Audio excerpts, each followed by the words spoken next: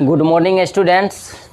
तो आज हम लोग 10 वर्ग के जीव विज्ञान के दूसरे अध्याय में हम लोग आगे बढ़ेंगे और उसमें देखेंगे कि श्वसन, जो पिछले वीडियो में हम लोग देखे हैं कि श्वसन और श्वसन के प्रकार के बारे में, इसमें हम लोग देखेंगे कि श्वसन दो क्रियाओं का सम्मिलित रूप है, जिसमें एक क्रिया है प्रश्वास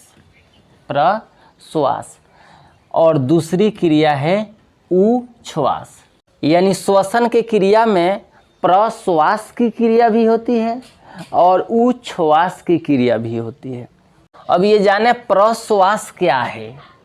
तो देखिए, प्रश्वास के क्रिया में जब हम लोग हवा नासिका से फेफड़ा तक पहुंचती है, देखिए जब हम लोग श्वसन के क्रिया में जब हम लोग सांस लेते हैं तो उसमें हवा नासिका से फेफड़ा तक पहुंचती है। सांस लेने के क्रम में जब सांस लेते हैं उस क्रम में हवा जिसके साथ ऑक्सीजन मिला रहता है वह नासिका से होते हुए फेफड़ों तक पहुंचती है, तो इसको हम लोग प्रश्वास कहते हैं। क्या कहते हैं? प्रश्वास। समझे?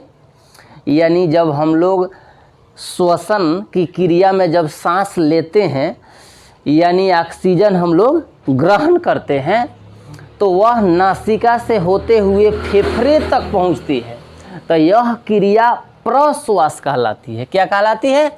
प्रश्वास। और प्रश्वास में ऑक्सीजन वायु के साथ क्या मिली रहती है?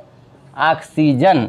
जबकि उच्छ्वास की बात करते हैं तो उच्छ्वास की क्रिया में जो हवा हम लोग श्वसन की क्रिया में लेते हैं वह हवा जब फेफड़े से पुनः नासिका से होते हुए बाहर निकलती है जिसमें कार्बन डाइऑक्साइड गैस मिली रहती है, तो यह क्रिया क्या कहलाती है?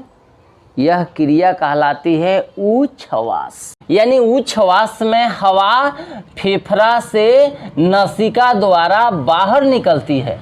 तो ये ध्यान रखेंगे कि उच्छ्वास की क्रिया में कार्बन डाइऑक्साइड जो हम लोग वायु छोड़ते हैं श्वसन के क्रम में, तो वह वायु में कार्बन डाइऑक्साइड गैस मिली रहती है। ध्यान से आप लोग इस बात को याद कर लेंगे कि सांस लेने के क्रम में जो हम लोग वायु फेफड़ा तक जाती है उसमें ऑक्सीजन गैस मिली रहती है और सांस छोड़ने का यानी वायु जब बाहर निकलती है सांस छोड़ने का काम करते हैं उसमें कार्बन डाइऑक्साइड गैस मिली रहती है। अब हम लोग आगे बढ़ेंगे तो आगे एक प्रश्न मिलता है कि श्वासोच्छ्वास क्या है? प्रश्वास तथा उच्छ्वास माने सांस लेने की क्रिया और सांस छोड़ने की क्रिया, यानी प्रश्वास की क्रिया समझेंगे ध्यान से।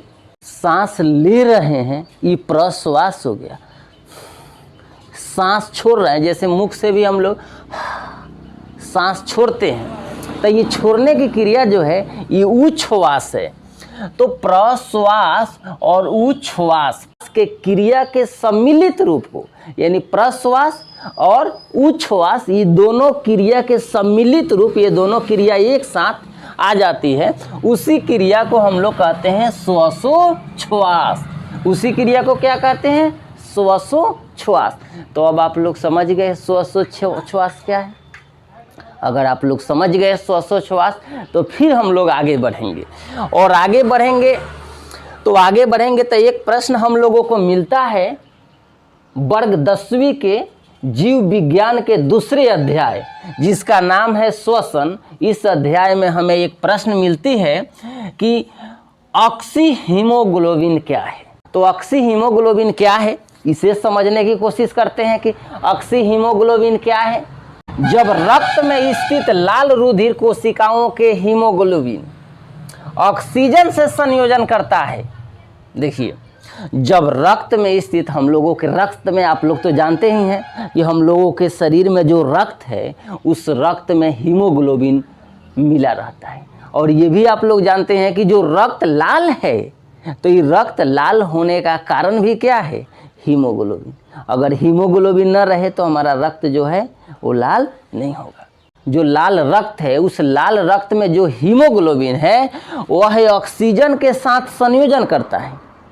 फिर ध्यान से सुनिए, जो लाल रक्त कोशिकाएं होती है या कणिकाएं होती है, उसमें जो हीमोग्लोबिन मिली रहती है, वह हीमोग्लोबिन जब ऑक्सीजन के साथ संयोग करती है यानी संयोजन करती है, तो ऑक्सीजन के साथ संयोजन करती है तो हम उसे ऑक्सी हीमोग्लोबिन कहते हैं।